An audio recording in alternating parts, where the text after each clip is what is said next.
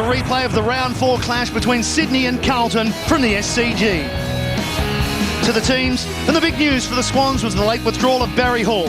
His place in the side taken by Luke Ablett, while Kristen Thornton overcame a knee reconstruction and delisting to finally make his senior debut. To Carlton, and they made one change from the round 3 side that lost to Essendon, but Dennis Armfield coming in for his first game for the year at the expense of Jeffrey Garlett. The Swans have dominated Carlton in recent years, winning their last 11 clashes. Can they make it 12? Let's find out as we head to the action. Saturday afternoon football of the SCG underway, round 4. Carlton looking to make it a 3-1 start as Adam Goods is first in off the line and trying to get the first possession, a clean one away. Coming in over the top was his opponent to punch it in Gibbs. Murphy in and under, back to Judd. Stepped around them as if they weren't there already. Gibbs pushing it wide. Wiggins was his target. So Murphy involved, so some key midfielders getting the ball early for Carlton. Wiggins again, Gibbs again, Judd. It's a broken record for Carlton.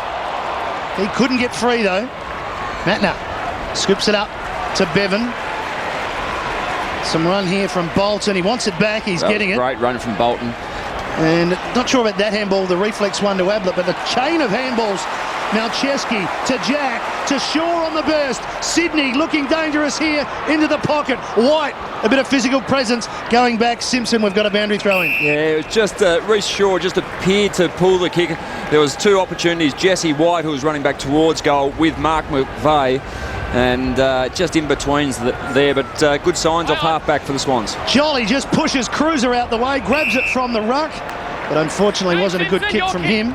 Out of bounds on the full. And the younger and lighter body of young Cruiser is just got to be careful with that one. Jolly's a big man, and in those boundary situations, he just can't engage the body, or he needs some protection, Cruiser, from a third man up, jumper over the back.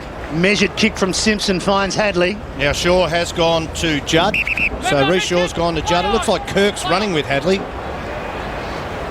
We'll keep an eye on that. Hadley started the season well. It's a shove in the back.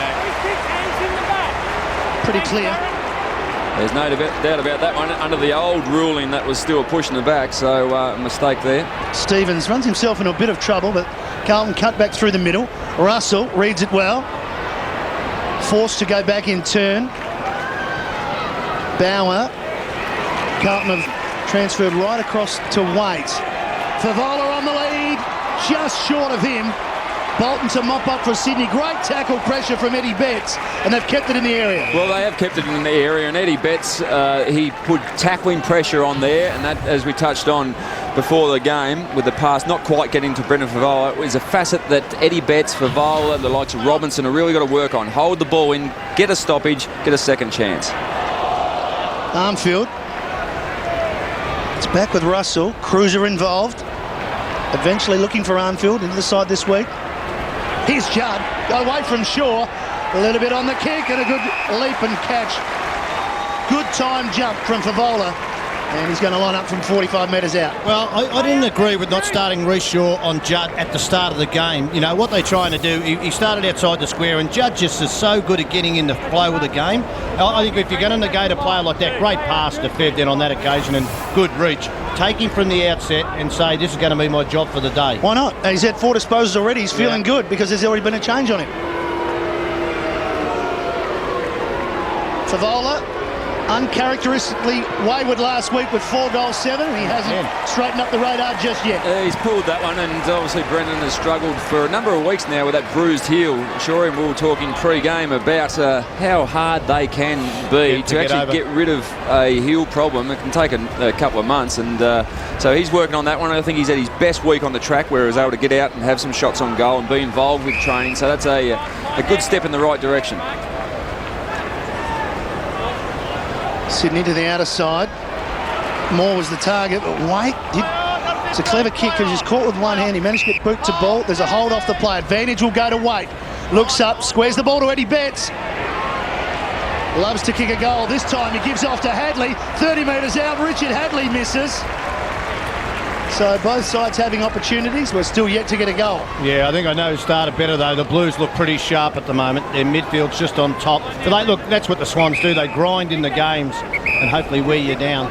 Just one clarification on the rule change where you hold someone down out of the play.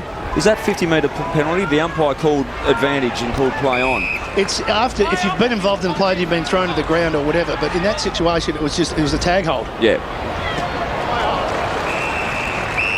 And boys too, you could just see that Wade was just being able to deliver the ball inside 50. Lewis Roberts-Thompson is trying to sit behind the play, and now Jared Waite is sitting behind the play for Carlton as well. That's a win for Carlton, isn't it, Shorey? Yeah, I would think so. Judd had nowhere to go there. Centre forward was just barren. In the end, he did well because he found Simpson and he waited for a player to break off, and he does, and it's Bryce Gibbs. He's inside 50, and he can get home from here. Well, that's fantastic. We see Adam Goods may give a 50-metre penalty away here. He hasn't, just got a little warning from the umpire, but Adam Goods dropped off, and he was trying to get back in front of Brendan Favola, and good vision from the Carlton on ball was just to look up. Bryce Gibbs got into a dangerous position. Now he gets a shot on goal. And if he can convert this opportunity, it's just going to make Adam Goods pay a little bit more respect to this classy young player. Remember when the old day we didn't know whether the 50 was a real 50 at the SCG? Had to measure it a few times. Well, I think it was about 47, wasn't it? I might get the measuring tape out later. What's Gibbs done? Has he got the opening goal? No, he hasn't. He's hit the woodwork. They are peppering it at the moment. And just the inside 50s, 4-1 in favour of the Carlton team. So no one to kick out for Sydney, so they're one short. One short. Normally Reece Shaw gets that gig, and I suppose he's got the Judd matchup, and he wouldn't be too keen on giving Chris Judd too much space. I don't think he should do that, because it's exactly that. Knowing I tagged him my whole career, you just do not want to release any pressure at all. Yeah, well, there's a bit of a release of the pressure valve by a 50-metre penalty. Brendan Favola was called back. You may not have heard, but you've got to wait for play on. You've got to wait for play on. Play on. We heard the explanation from the umpire there. Reece Shaw runs around him, gets to the centre circle, kicks a high ball. Tough one to mark. There's a whistle. Abusive language against Brendan Favola. Oh, the umpire. Darren Jolly. Abusive language. You know what you said to me, Brendan? You ask him, he'll tell you. Well, hope the umpire moves away before he tells us. He was talking to Eddie Betts. I know he was talking to Eddie to say, you asked Brendan, what did you say, son? But I was glad he moved away before he told us. That is very undisciplined. Matter of fact, I think you've got to take Brendan off, get him, sit him down and say, hey, you just don't think of yourself, think of what's happening out here for your teammates. And then throw him straight back on, give him a challenge. So Jolly's been a goal kicker so far this year with 6. In his 100th game for the Sydney Swans, can he kick the first of the afternoon? Never in doubt. Swans with the opening goal. And that is an issue. You touched on it, Tony, for sure. The fact that there was a free kick given away, and it may have been a breakdown in communication while Brendan's gone over the mark, but at elite level sport, and AFL football is what we're talking about, you just can't compound the problem by giving another one away, and it's gone from a kick in to up the other end. Favola just went over the mark before the play on was called.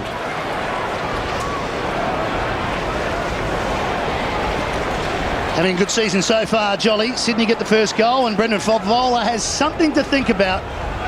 The 50-metre penalty for abusing the umpire on a day when the umpires are being recognised in all green.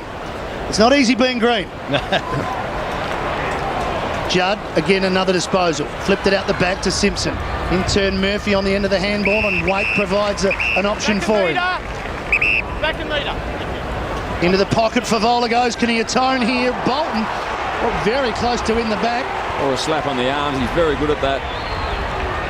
Sydney work it towards Goods. Backs back into Gibbs, and it falls back towards him on hands and knees. Armfield to Waite. Gibbs is going to get another go.